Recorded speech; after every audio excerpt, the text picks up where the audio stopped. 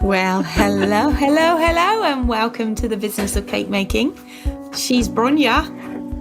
She's Sammy. And this is, episode 174. 174. I can't wait to get to 180. Oh my God, that's going to be so exciting.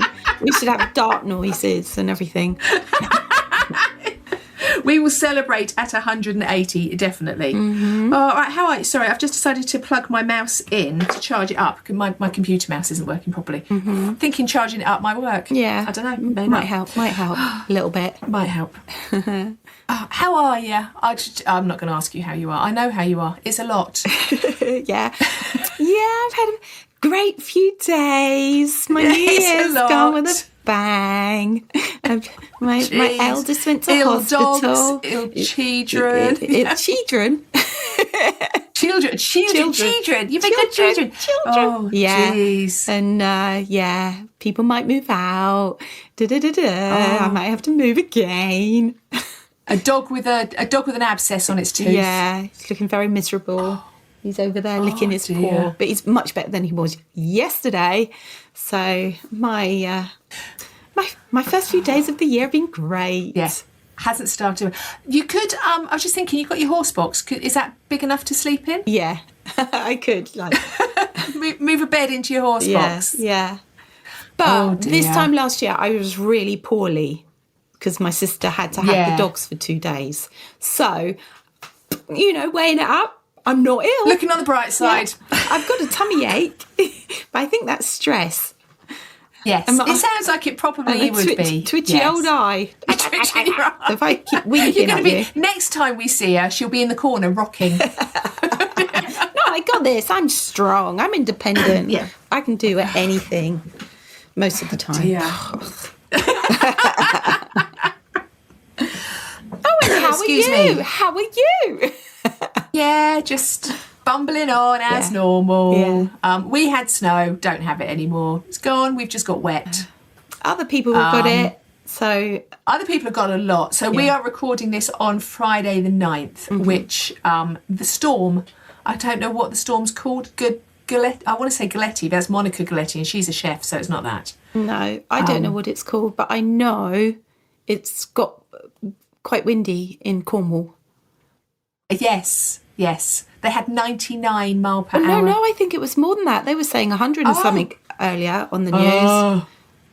And I know people have lost power and all sorts. So I'm looking on the bright side. We had a bit of snow. We haven't anymore. Yeah. It's fine. Yeah.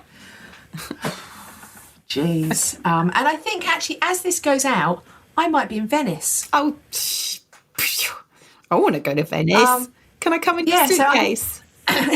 I won't take we haven't paid for a suitcase. You'll have to fit in the back. We're too tight for a suitcase. I love Venice. My sister bought me some earrings from Venice, and I lost one of them. I'm very sad. One day I'll go back and get a matching other earring. So I can... Well, we're only going for 3 nights. This is the first time we've ever left our dogs with someone else. So my niece is coming to house sit and dog sit. Oh, they'll love her. Well, I think she's quite looking forward to it because she gets the house to herself, where she lives in quite a busy house. Yeah. With 3 dogs. So I think she's going to be. I think she's like, nice, calm household. Yeah. And snuggles with 3 nights Carrie. Yeah, she'll be fine. The only thing is we're waiting for the world to explode or something, and them saying that they're going to shut down all the airspace. But other than that, it'll be fine. Yeah, it'll be fine. You'll be fine. Yeah. This time, when you're listening to this, I will be eating gelato or pizza or something. Is it snowing over there? Oh, don't. I don't know. I don't think Venice really gets that much snow. No. My son's in Amsterdam at the moment and keeps sending me snow pics. Amsterdam's lovely. I love Amsterdam. I've never been. Another place I really want to go to. Oh, it's lovely. We went immediately. I mean, we had to leave our wedding dinner because we had a flight to catch to Amsterdam. We spent the weekend there, and then we went back a couple of years later with friends and stayed on a houseboat, which was hysterical because people tourists on tourist boats thought we lived there, and we'd wake up in the morning and there'd be people with cameras sailing past. Cool. Oh, hi. So, Amsterdam's lovely. Oh, he's very lucky. Right. So I wanted to just check in with you because you're very on trend at the moment with your Baker's Bulletin cake of the week, Black Forest cookie slices.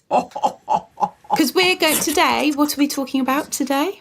We are talking about trends today. So, trends. Yeah. So when I was doing my 2026 trends. When I was doing my deep dive, Black Forest is one of the trends. Is it? Yes. Oh, see. Yeah. I obviously... I didn't even notice. Yeah. Maybe I picked up the vibe somewhere then. Maybe. And it sunk into my head. Before Christmas, I did quite a few Black Forest cupcakes for the cafe I supply. Yeah. So, well, I made that back in November. That post has been sat waiting to I launch into the world since November. I read your email. Since so November. How can people get onto Baker's Bulletin? The Baker's Bulletin. Well, the Baker's Bulletin. I should really find the link to the Baker's Bulletin. It is a Substack newsletter, and I have been spending a lot more time on Substack recently. I find Substack a much more refreshing place to be than Instagram. Mm-hmm. It's much it's quieter. You know how Instagram, it's like videos, Yeah. whereas Substack, it's all about reading and taking time. You can read like notes, or you can read longer articles, and that's where I live over on Substack. It is.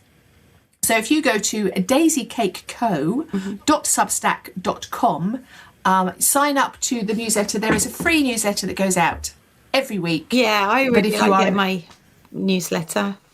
It lands in your box every week. But if you want to have a recipe every week, you do need to upgrade, because the recipes are... And I think that's like that £4.50 a month. Cup of coffee. It's a cup of coffee and you get a recipe every week. Yeah. And my ramblings. Yeah. I like it. But I love Substack. And I'm so that was one of my things this year, is that I have ditched the Instagram algorithm and I am spending more time on Substack, because... Yeah, Substack keeps... I'm not on Substack. I don't know about it. But I keep hearing about it more and more, so I guess it's becoming a thing. It's much more chill. It's a little bit like Instagram and blogging used to be 10 years ago. Yeah. So there's not many videos. You'll get a photo. You'll get a nice caption that someone's thought about. Yeah, and then you'll get like an article to read, and you can go, I read one the other day by John Turode. You know, MasterChef. So he's on there. And it was all about his roundup of the year, and he was very philosophical about what had happened, and it was a really nice, thought-provoking piece. And then he commented back and followed me. Win. Yeah. Win-win. But so it's a really nice platform if you're feeling fatigue from TikTok and Instagram and Facebook. It's Definitely just a nice platform to build. Yeah. And So Daisy Cake Co. at Substack. Okay. And I just wanted to talk about Harry Potter's Wizard of Baking. I haven't finished it yet. Don't spoil it. I'm not going to. I haven't got to the end. I'm not going to. But I haven't watched the first series. I've only watched this last one. I started to watch the first series. But I think I might go back, because I've got lots of cakes on I started this week. to watch the first series, and then what happened is that it's been out for a little while, and I didn't start watching it till really late. And then the new series came out, and there are people in that we know, so I started watching that and ditched the old series. So you can it's on Food Network, and you can get it on Amazon Prime. And of course, it's got the amazing Molly Robbins and Jenny Chambers on it. And it's good. Yeah, it's really good. I was quite surprised, because I sometimes don't really watch shows like that, but I really enjoyed it. Yeah, I think what is good is the judges. They're quite harsh when it comes to the tasting. It's Warwick. What's his face? I haven't. That's the one. I've just started watching that episode. But apparently he has a reputation to be. He's brutal. Definitely. Yeah, no, it's. But and also Jenny Chambers and Molly. I mean, Jenny Chambers is a joy, isn't she? Yeah. She's just. You want her to be your mum, don't you? Yeah, I do. And sorry, I'm just moving my microphone because it was on the the volume button. So you're getting louder and louder and quieter and quieter. Okay. And I just wanted to talk about things I've been listening to music-wise. And there's a band called Geese who I'm really into at the moment. Right. It's kind of like a jam rock, psychedelic, indie kind of vibe with elements of folk and jazz. But they finished fourth on Radio 1's Sound of 2026. So that was released this morning, wasn't it? Or the yesterday, winner, wasn't it? The winner was done.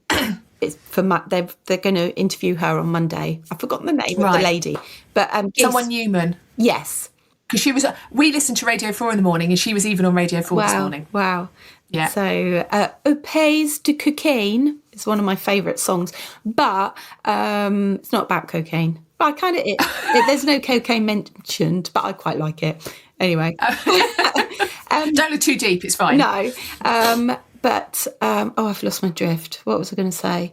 But some of it is too heavy for me, so I have to click over the too heavy. But it was nice to listen to while I was in the kitchen the other day because it was kind of. It got me going, but it wasn't too much, apart from the ones that were. Okay, can we talk about Patreon, please? Can I just say, for people who don't know what is Patreon, what is Patreon? What is Patreon?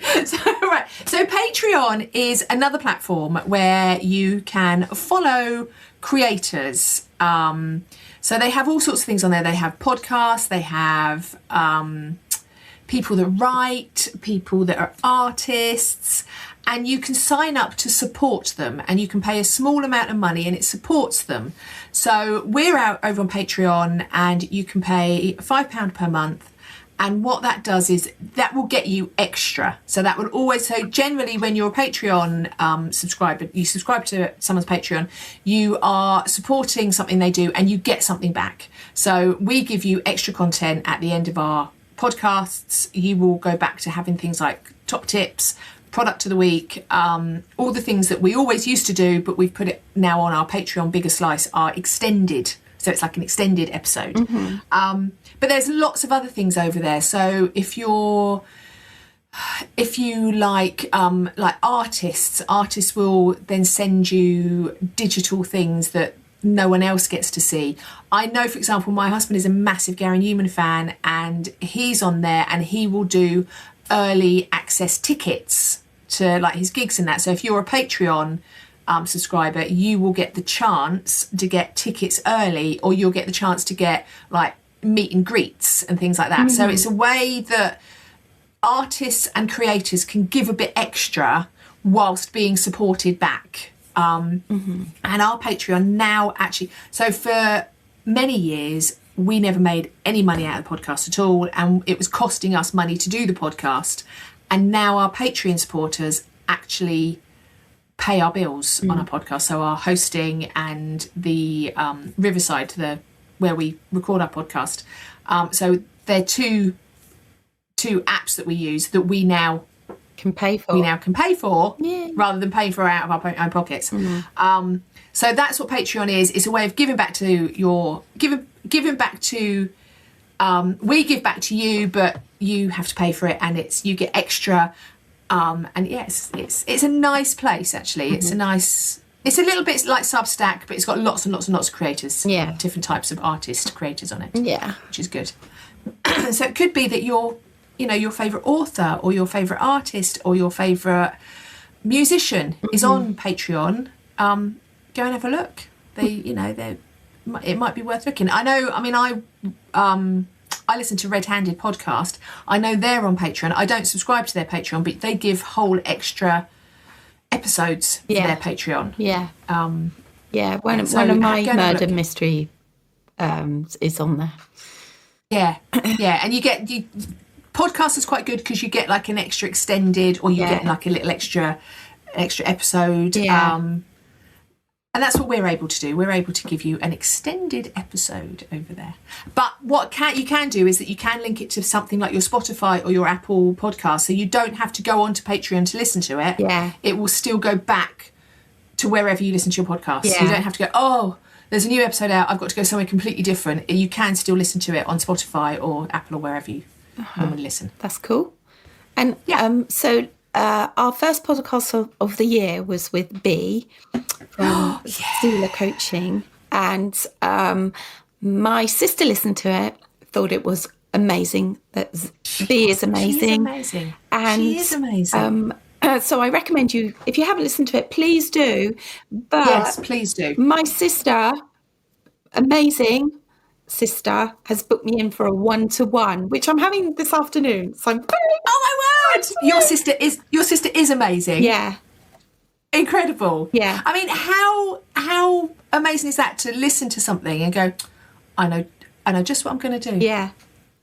What a sweetheart. So you're going to report back how you get on. Yeah. With it. Yeah. So I'm very excited about that. Yeah, very exciting. Okay. So did you have to prepare anything for that? Oh, I just had to send her. She wanted to know about things that that were going on in my personal life, in my business life, things I'd like to change. What do I want to achieve from this? What do I feel are blockages in my life? That sort of thing. Okay, so she's like fully prepared as you walk into, as you go into it. She's prepared. Nice. Yeah. So I shall report back and let you know. Yes. What happens? Yeah. Right. Okay. So this week, what are we talking about this week? We're talking about cake trends. It's the beginning. It's the beginning of the year. Yeah. And how oh God, I can't think of the words. What words? Come on, Bronya, help me. So we're going to be talking about... I have no idea. We're going to talk about cake trends and how they're going to affect you in your business. Yeah. And should you do them? Yeah. Should you bother with them? Yeah. Because there are some cake trends that you look at and go, yeah, that's a bit of me, that is. Yeah.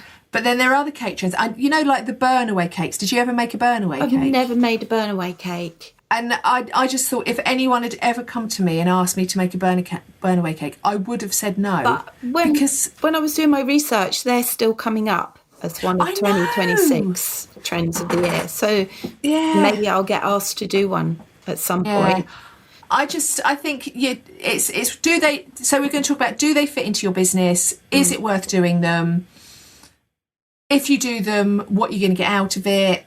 Because there are lots of trends that come and go. Yeah, because some are good.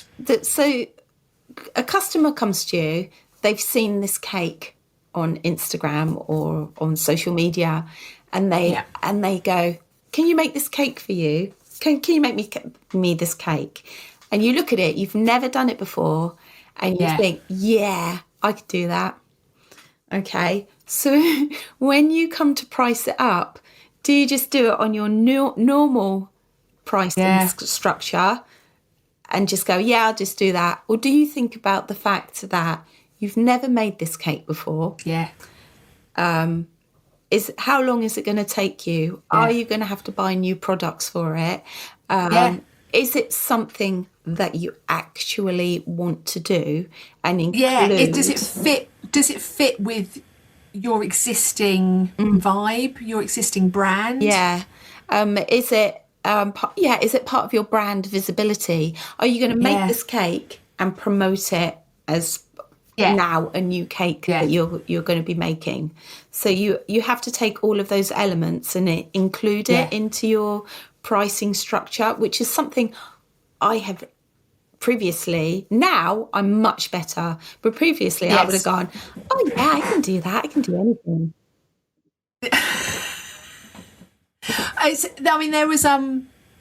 There was a craze a couple of years back for those tsunami cakes, where you put a collar around the top of the cake and then you filled it with something wet, and then you lifted it and then it all dripped down.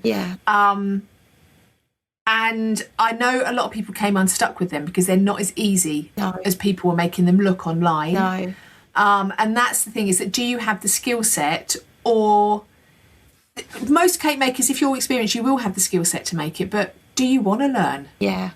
Do you want to learn how to do that? What are you going to get from that going forward?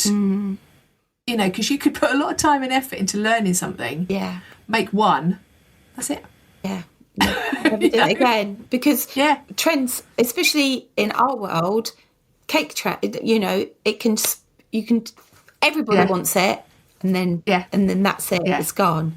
So there are some trends that do stick around, and we will talk about actual what's in and what's out this year. And there are some trends that have stuck around for a long time, and there are some trends that just become the norm, like drip cakes. A drip is now just a normal part of cake decorating. I haven't really done one for ages. But they are. But it's like, or not a complete drip, but like little bits of drip. It's like that technique is like this one. So when we first started doing these, we hated them, semi-naked and naked cakes. But they are here to stay. They are not going anywhere, as much as we complained about them. It's part of the psyche now. It's part of how it is. So I think... Oh. Have I dropped out? Hello? I'm still here. Sorry, you went... I went. Oh, you went a bit funny, but you're back. You went a bit funny. Just normal bit funny. Yeah. But so I think some of the trends you have to weigh up. Is this something that's going to be ongoing? Or is this something that is going to be a flash in the pan? Yeah, because you have to incorporate into your costing the extra design time. Yes. The failure. Yes. That you might get, and emotional burnout. And creative burnout. Yeah. I think because having cake fails repeatedly is quite hard work. Yeah. And it is because and also, I mean, I know it takes time, but it's also it's just like, I've cocked it up again. And you begin to doubt yourself, don't you? That you are a competent person. Yeah, and it's times you always tend to take on a new cake that you've never done before. When it's quite busy, you think, I can do that. It's really quick. And that's where you fall into the trap of staying up till 4:00 in the morning. Yeah. Because your cake's got to go out of the door. The customer's paid for it, and they're expecting something. You can't let them down. The other thing is that they're expecting something that they've seen on. Yeah. They've seen as a trend, and that's there is a level of expectation. Yeah.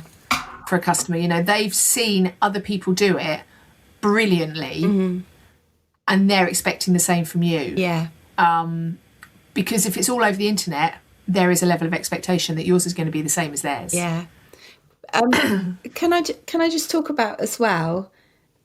I keep getting AI cakes where the customer has created an AI cake. Yeah. And they expect it to be like that, with all the whoops and the swirls and the extra flowers and the stuff. So I have to actually say to them, this is an AI cake that you have created.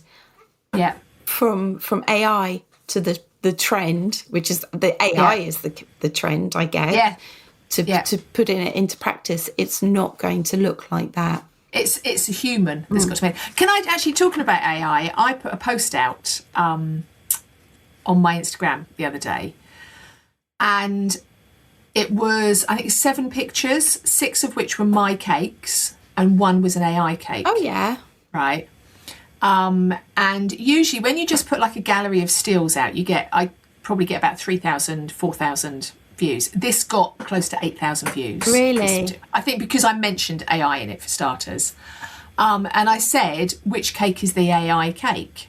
Now, I went on to both Gemini and ChatGPT and said to them, I want you to make I want you to design a really outrageous cake, one that was clearly not made by human hands, right?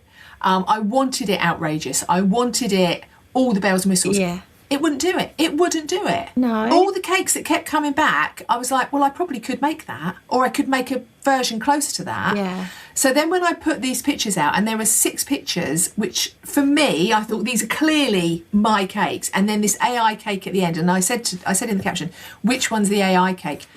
People were guessing my cakes. Really? I was like, what? That's very interesting. And the one that they were guessing was just a regular layer cake. It was It was a 2-layer cake with a drip down the side.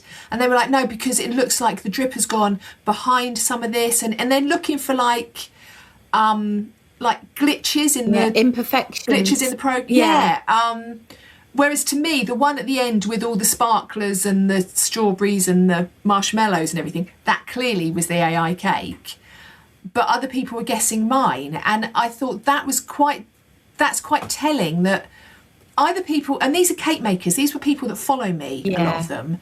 And I'm like, either people can't tell, or that they actually are expecting someone to be able to make the AI cake. The cake at the end with all the bells and whistles that I desperately wanted to be outrageously AI, but Gemini and ChatGPT wouldn't make. And I kept going, make it more extravagant, make it more outrageous, make it more. Yeah. And they just kept coming back with the same picture. Yeah. So yeah, I think it's, although you know that you're looking at an AI cake, I think your customer has such an expectation that you can make that. You really do have to point that out right from the get-go. Yeah. I am not. I wonder that if that's cake is possible, that you but should put not, into your T's and C's actually.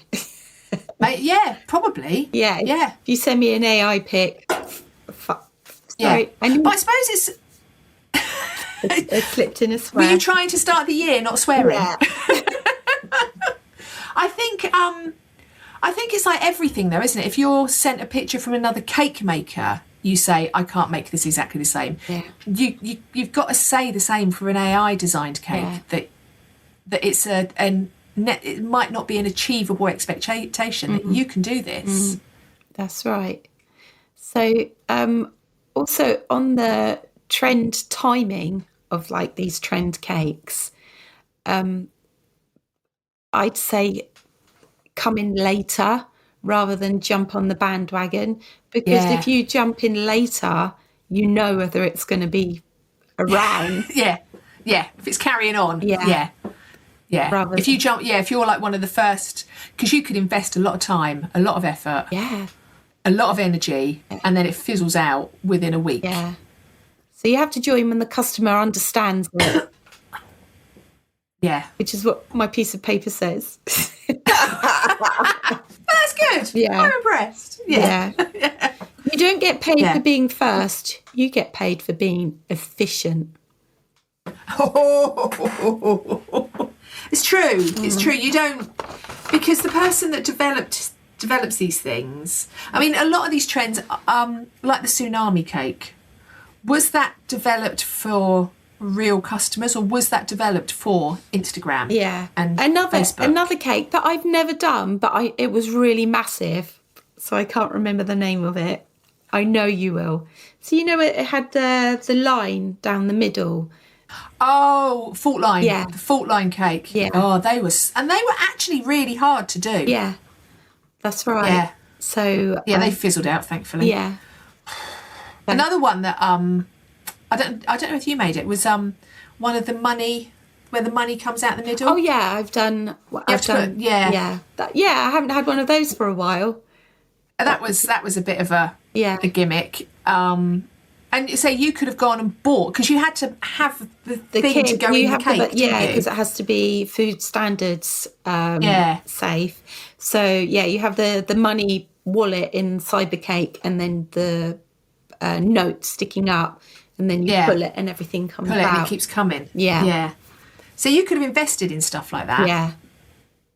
To never make another one ever again. And have a cupboard full of money wallets. We shall have to go. Or as we used to have, a cupboard full of Elsas from Frozen. Yes.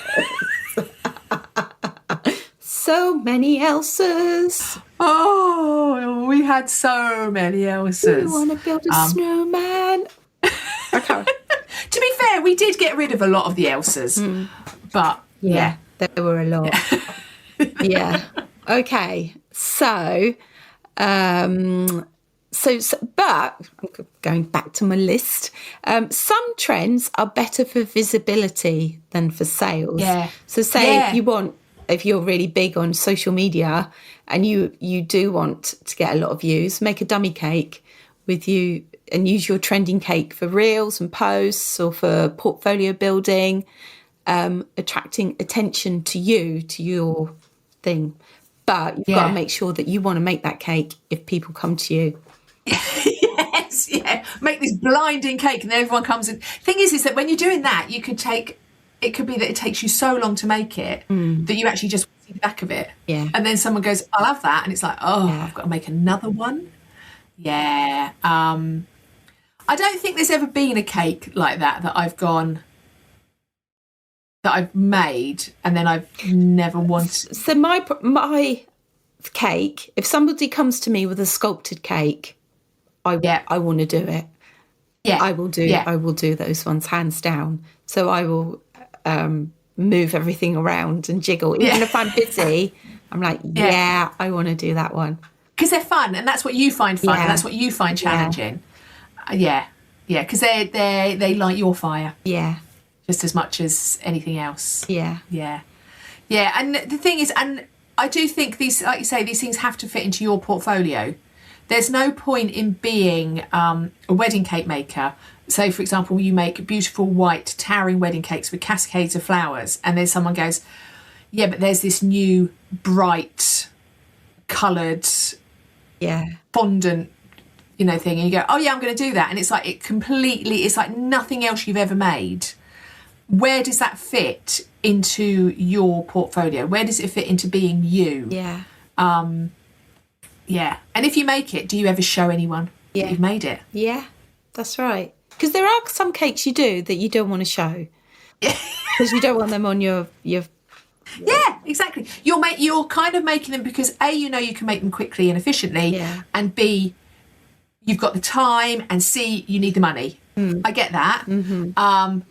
And then you kind of like, no, I don't ever want anyone to, because you don't ever want anyone to ever order it ever again. Yeah. So I want to talk about a company who where's my piece of paper with it on. Okay. So they were at Cake International, and they've been there 3 or 4 years, maybe 3 years. Right. It's prop options. Because I've got prop options down on my list of things to talk about. Yeah. So they're at Cake International, and they're a really classy company, aren't they? They're high brand, very sophisticated, and 15 grand's worth of cake stand in the foyer. Yeah, let's face it, covered in Swarovski crystals. Yeah, that was nice. So they are really. God, I don't know what's wrong with me today. I have no words at all. So they're really into that, like what is going on at the moment. So they are very 2026. You've got the floating cakes. You've got, I would say they are creating the trends. Yes, very much. That's what they're doing. Yeah. They are saying, what can we do? So I've made cakes in the past. I've made dummy cakes in the past with floating tiers, and I've had to do it with steel rods and all sorts of things. I've had to create the structure and I've had to like engineer something from stuff from B&Q to make this cake. And they've seen people doing that, and they've gone, what can we do to make that? And so they are I don't know whether they're creating the trends, but they're seeing trends. Like you say, they're pinpointing those trends, and they're going, we can make this easier for people, and we can make this big. Yeah, and because the cakes that they displayed at Cake International were massive, some of them. Yeah. And they also are really big on the 3D printing side as well, because they had castles and all sorts. But I had a look at their website, and you go in and you don't want to come out. So I was in there for ages, but also, and then you put everything in your shopping basket, and then you look and go, ooh. Yeah. So where's my? But they also do. I tell you, the other person that uses them a lot is Carol from Cakes by Carol. Yes, I was going to say. And she gets rolling pins from them. That's my next thing. Okay. But textured rolling pins. Yeah. Here we go. So in cakes at the moment, it's more about the textured look as opposed to the. It says I've taken their catchphrase. I can't even say it. Blah, blah, blah. Roll with the ridges because smooth is overrated. So textured is very in.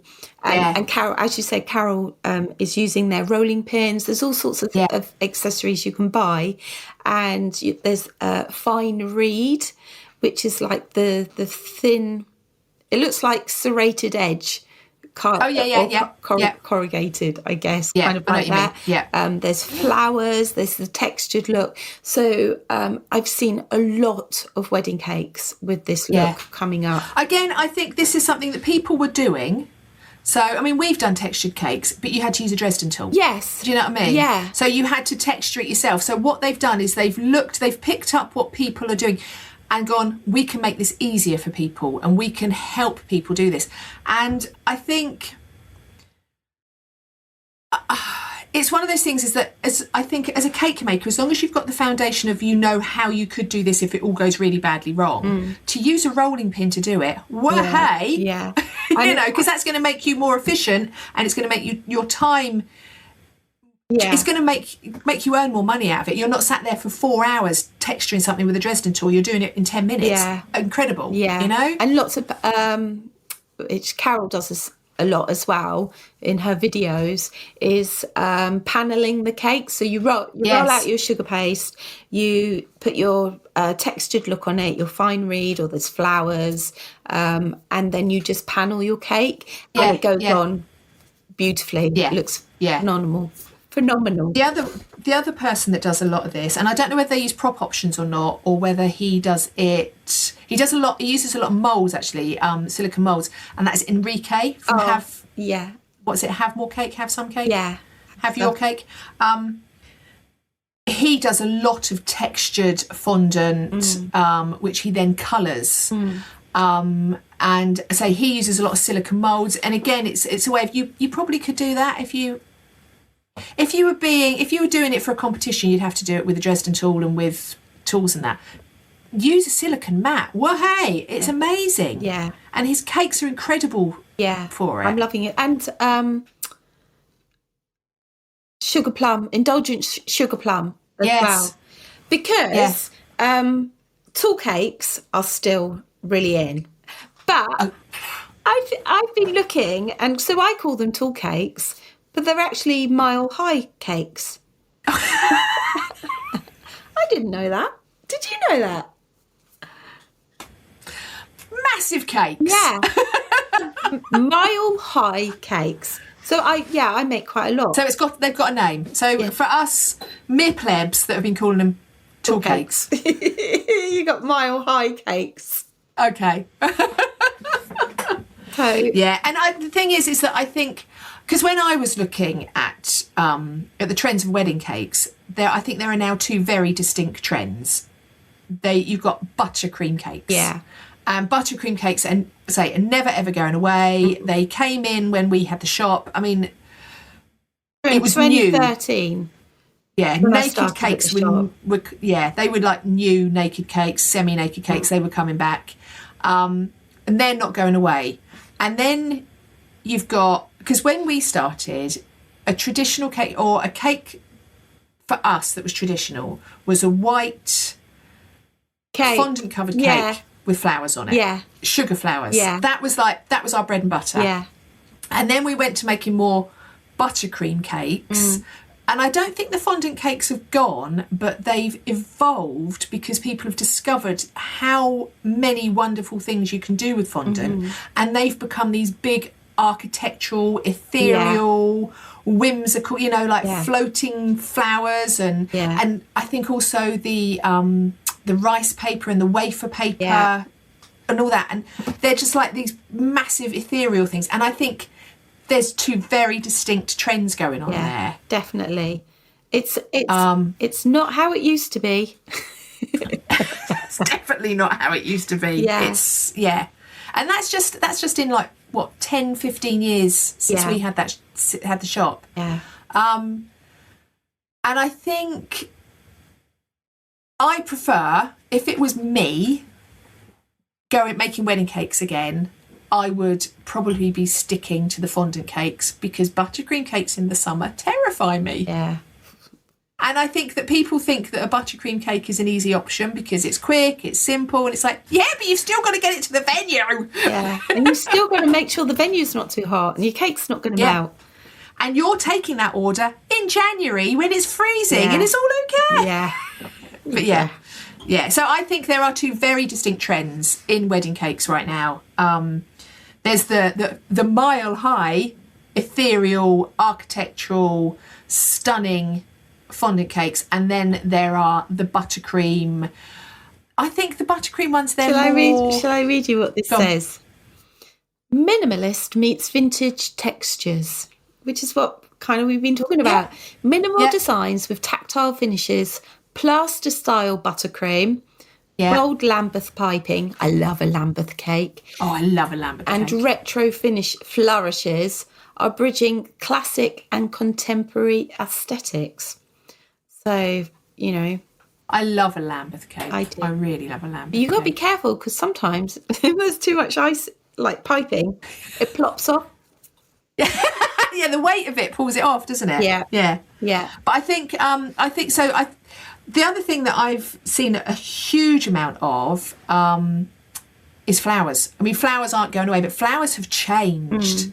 They've changed so much. Whereas we would be making sugar flowers. We would be putting fresh flowers on cakes. It's now painted flowers, buttercream flowers. Yeah. You know, the flowers have changed. So, and it's beautiful, you know, and fresh edible flowers, you know. Yes. I think that whole floral, natural, I think it's beautiful. I love it. I love a sugar flower, but sugar flowers are very precise, very time constrained, very time consuming. But the new, I don't know, the buttercream flowers, I think they're beautiful. I think they're stunning. And palette painting. Yeah. Wow. Massively. I love a bit of palette painting. Do you? Yeah. I love that. You've got to use a bit of colour theory with that as well, haven't you? Yeah. So, I do quite a few cakes like that with the buttercream texturing, which I really like, because that kind of suits my vibe. It's kind of... It's very you, actually, isn't it? It's, free-flowing. Yeah. Go with the flow. So, I would like to talk about flavours. What sort of trend? Yes. Oh, flavours. Can we just talk about matcha? Yeah, well, that's all.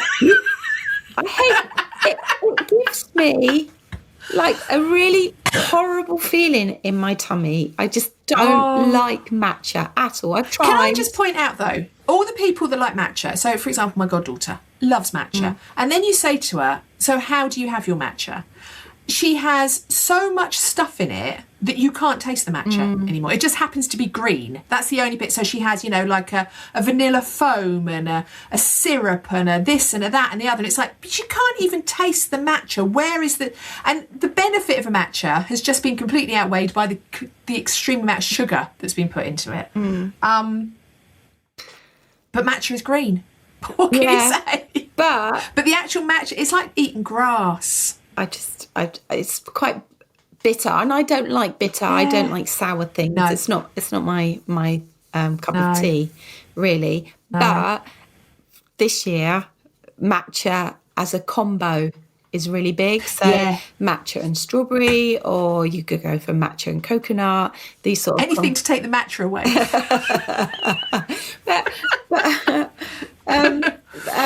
Because my eldest really likes matcha, so she'd be like, "Oh, Mum, come on, you know, it's delicious." Do they drink matcha as pure matcha? Yeah. See, that's some refined palate. That is. Yeah. That really is. Yeah. Whereas my goddaughter, matcha with a million other stuff. Yeah. That's a real refined. Yeah, I can't. But I think there's a lot of, you're right, I think there's a lot of flavour pairings, not just with matcha, but also I saw things like, there's a lot of things like Like miso is coming in, but Oh my miso God. caramel. Yeah, I actually got sucked in yesterday. I've saved a recipe to do with it's like a salted caramel, but with miso in it. I Yeah. thought, I'm gonna try. Yeah, and it's like toe. lots of flavour pairings. The other thing, even Jules, my husband, has picked up on this. He said to me, he was like, "There's a lot of stuff about brown butter at the minute. hot honey and brown butter. Hot honey, brown butter. Yeah. And I mean, brown butter's been around for. It's Beurre Noisette. I was going to say that. Yeah, Beurre Noisette. It's a classic. Yeah. It's an absolute fundamental flavour profile. Yeah. But it's suddenly become trendy because it's brown butter. Yeah. And it tastes incredible. It tastes amazing. What can you do with brown butter? But again, it's a lot of flavour pairings, brown butter and chocolate and Tiramisu together. and s'mores. I've got s'mores, yeah. Those two go well together. Tiramisu. And also tiramisu, that is broken out from... So there's like new wedding cake trends, like massive tiramisu. Mm-hmm.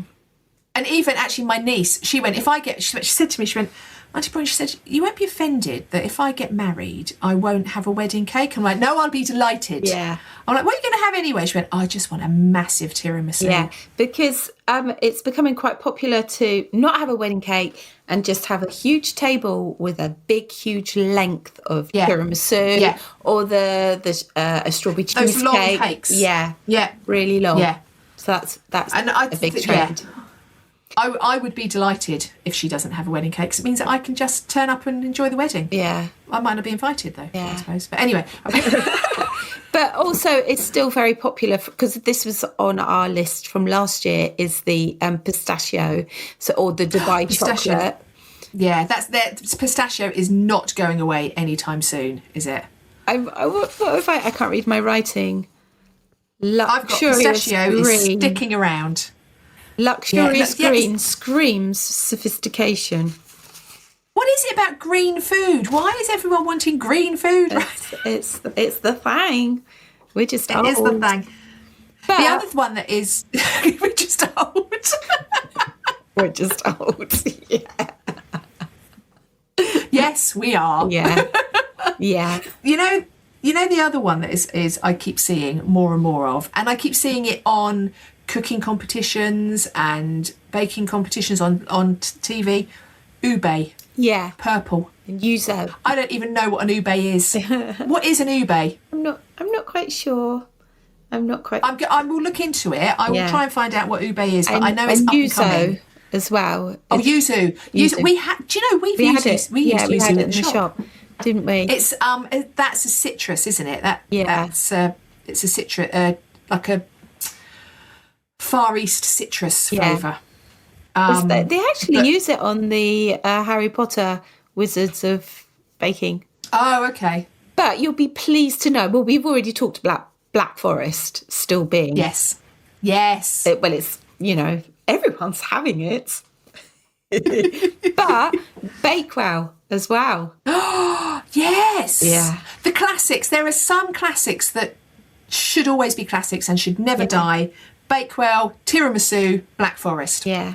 Live in the 1970s. Yeah, I do. Bakewell is one of my favourites, and I have this recipe: raspberry Bakewell cake.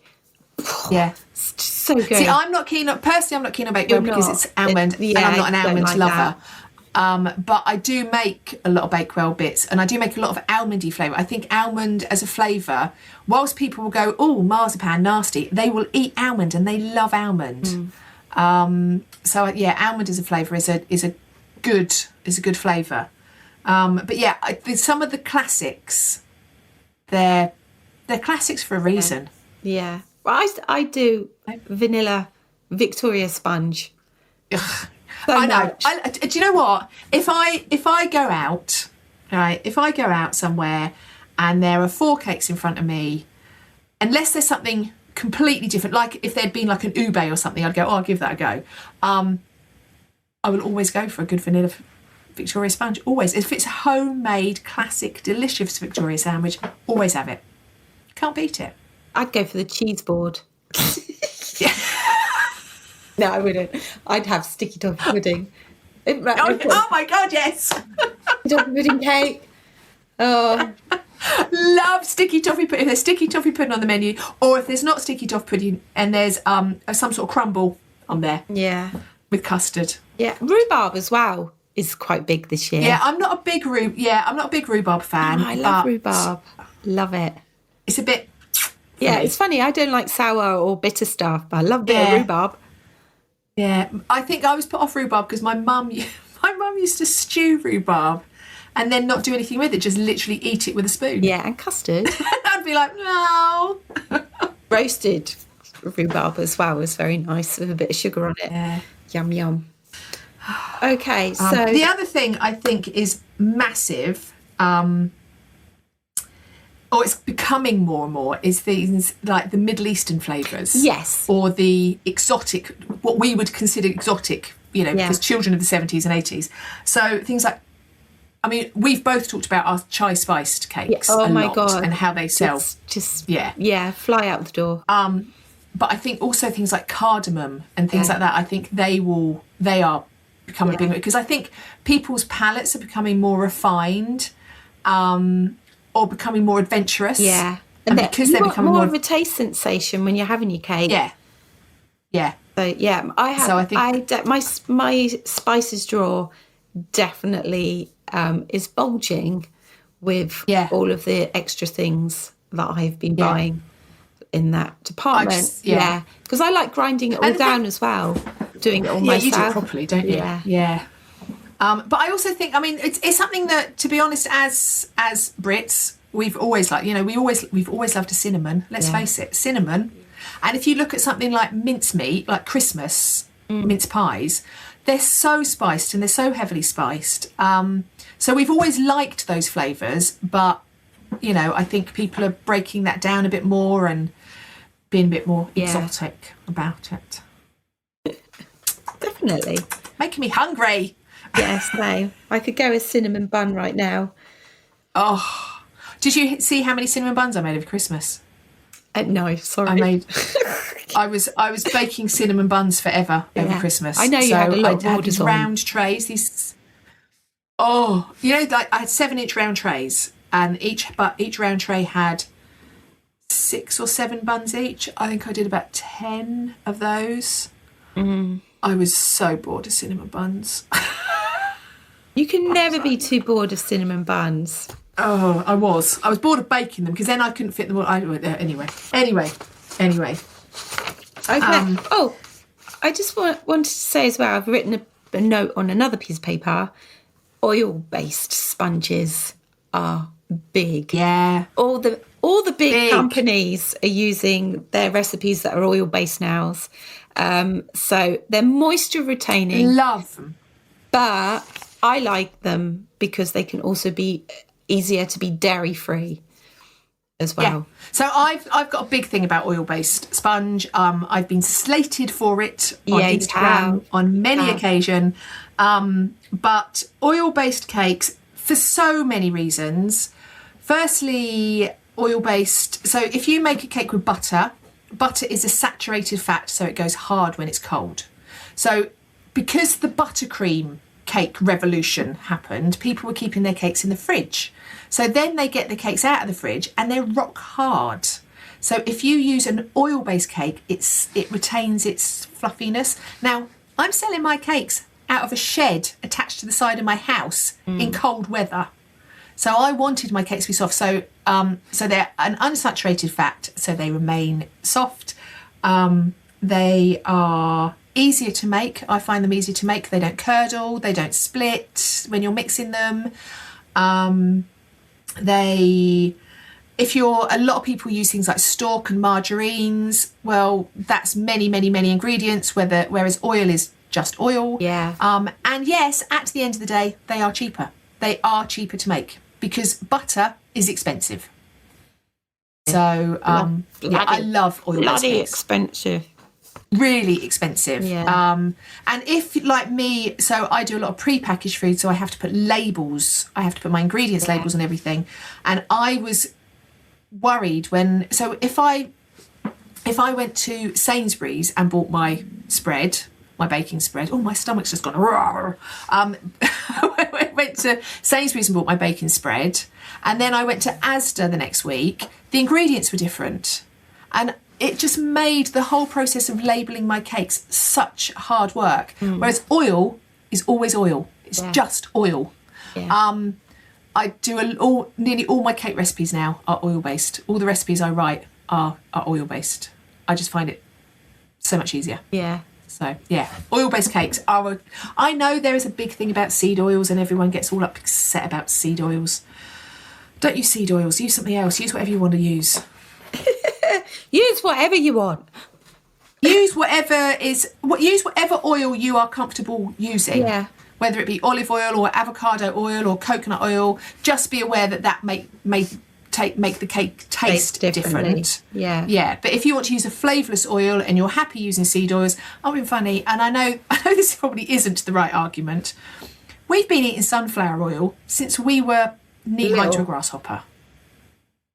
You know?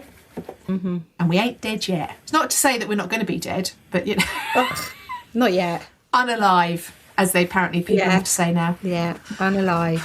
So can I also? I also have one other thing on my list, which actually applies to what you do, and that is the street food revolution. Yeah, I was just going to jump onto that one. Okay, so the street food stalls, but also bakeries, pastries, cronuts, waffles, all these are becoming massive. And Jules and I once a month go up into town and we try and find a street food place. So we'll go to Borough Market, we went to Spitalfields, all those places, and they are rammed with people selling sweet street food. Yeah. Beautiful, amazing, so tasty. But whereas I sell a cinnamon bun for £2.50 for two, they are selling cinnamon buns for like £5-6. Yeah. Well, the waffles on the Christmas market in Southampton were £7 for just the basic one. Yeah. So yeah. People are willing to pay for them if you are making them with good ingredients and with incredible flavours. Yeah. Yeah, definitely.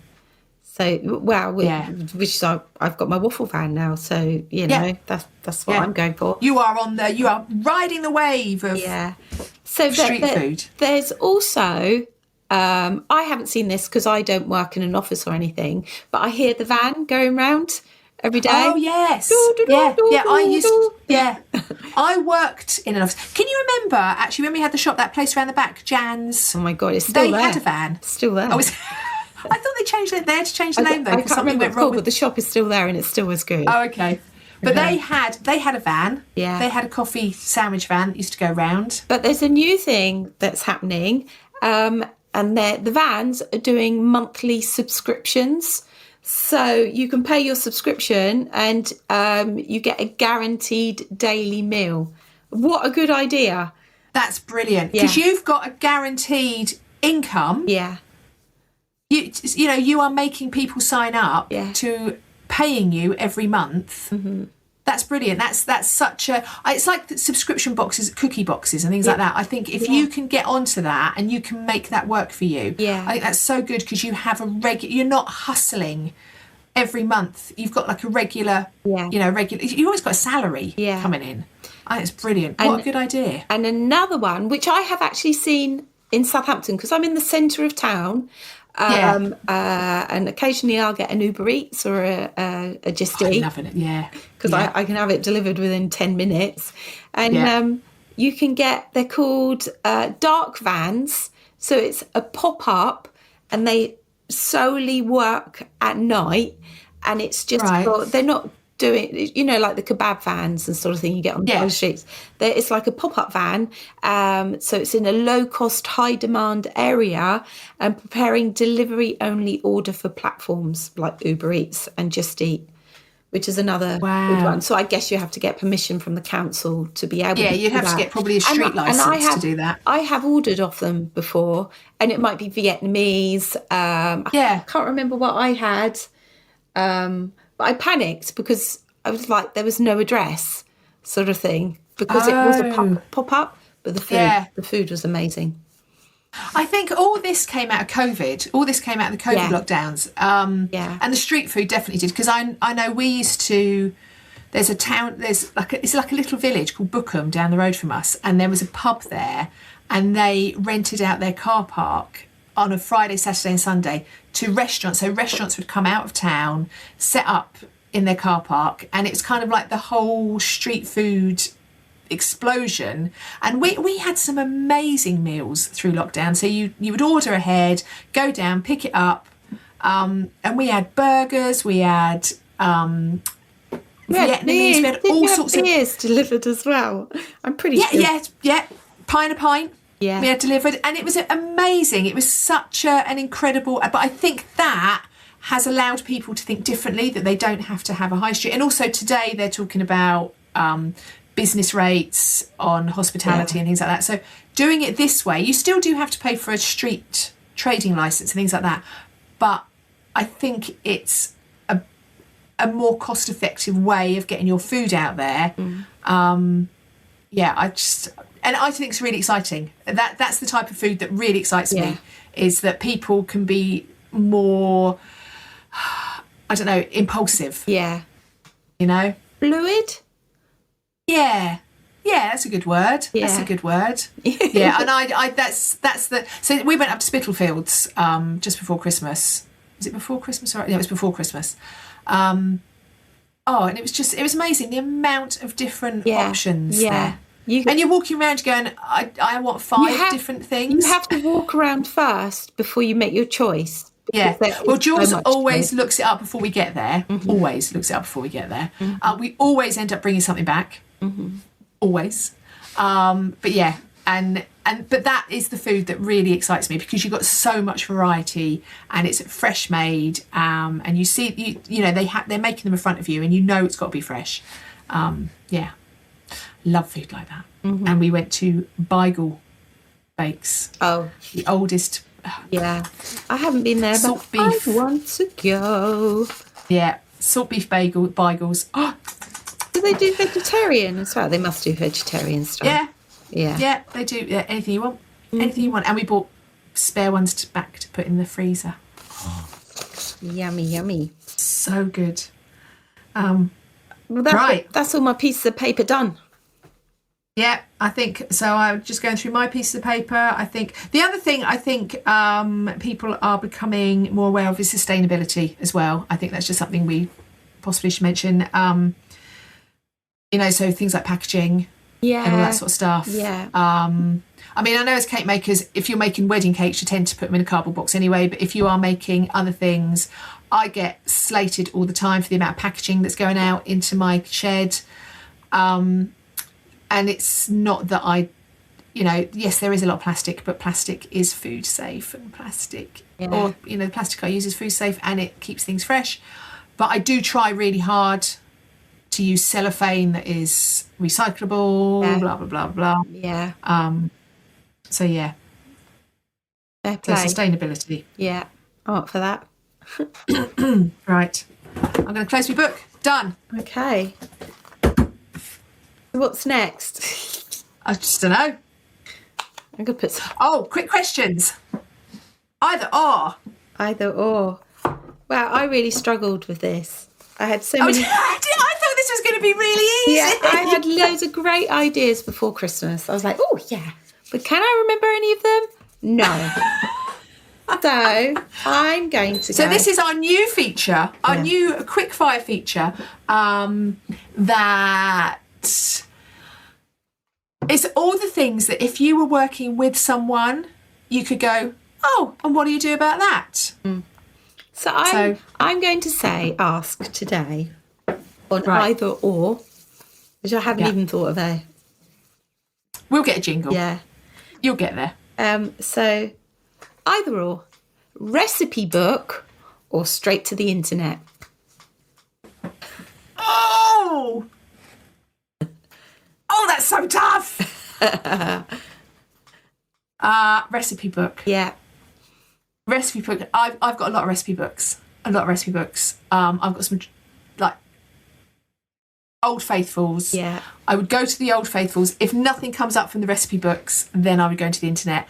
And there are some trusted websites that I would always use on the website as well, like BBC Good Food. Can't beat BBC Good Food. Sally's Baking Addiction. Yeah. Recipe books. Yeah. Because I think recipes on the internet, anyone can put them out there. Yeah, and they might not have trialled them as well. Yeah. I mean, I know that's how I obviously spend my life, is putting recipes out on the internet. But yeah, I know how much you have to go through to get a recipe to make sure that recipe is working properly. But saying that, I've decided to do some book reviews recently, and I did some recipes out of a book called The Hebridean Baker. Yeah. I've got it here in front of me. The Hebridean Baker at home. I can't pronounce his name. Connick MacLeod. Yeah. He's Hebridean. And I've done a couple of recipes out of there, and one of them... Was it bad or was it good? It was called a Danish dream cake. It was an absolute nightmare. Really? So you make this beautiful, light, fluffy cake with egg, like beaten egg whites, all the rest of it, and then you put on this butterscotch topping, and it says wait till it's nearly baked and put the topping on. It just fell through the middle. I took the paper off the bottom of the cake and it all came out of the middle of the cake. So even recipe books have faults, obviously. Yeah. But yeah, I would go. What would you go for a recipe book? Is that where you? So like you, I have a lot of recipe books, but I tend to go internet first. Do you? And then I'll look at. Is that because it's to hand? Yeah, and I'll look at loads, and then I'll probably go to my recipe book. Right. So, but I start off internet. You start off at the internet. Yeah. I suppose it depends what I'm looking for as well. Yeah. If I'm looking quite often, if it's something new that I've never baked before, and I don't know where it is in one of my recipe books, because I've got to do a Japanese shortbread cake next week. What is Japanese shortbread? It's kind of like a Victoria sponge, but it's more floofy. Right. It's made with meringue, egg yolk. Oh. There's more processes in it, and it's more, the big fluffy. Yeah. I don't think it's big fluffy, but I might do a trial run first this weekend, right? Because I'm a bit worried. Bet it's going to be delicious. Yes, yeah. I spoke to Zia about it yesterday, and they love them because they've been to Japan. Of course, I suppose something like that you'd have to go straight to the internet, because chances are you don't have a cookbook with that in. So I've done a deep delve as well. I was asking questions like, can you cover a Japanese shortcake? Because it's with traditionally with fresh cream. Of course, I can't. They want a covered cake in sugar paste. Wow. So I was like, is it structurally safe? Can you do this? Da, da, da, da. So it's going to be interesting. Yeah, I mean, that, to be honest, if I had that, I probably would go straight to the internet for that, because I know I don't have a cookbook with that in. I actually, not a hope. This year, so I always use Paul Hollywood's short crust pastry for my mince pies. I actually wrote it in my recipe book this year. Rather than going and looking for it. Because one day the internet might die and you might never have it. That was my thinking. I mean, I've got a lot of recipe books. I've got a lot of lovely recipe books. I've got some that I bought, I looked at, I've never looked at again. But I've got some that I will go back to time after time after time. Yeah. Okay, right. So we are going to head over to Patreon now. Oh, yes. For our extra bits and pieces. Extra. Come and get it on Patreon. So, we're heading over there for our top tip and for our product of the week. Please come over if you want extra bits and pieces. But if not, right. We love you. If not, we do love you. We love you. See you next time. Message, phone, ring, Instagram. You can phone me for a chat. I don't mind. Don't phone me. I won't answer. I'll go, who is that phoning spam? I won't answer. So catch you later and bye.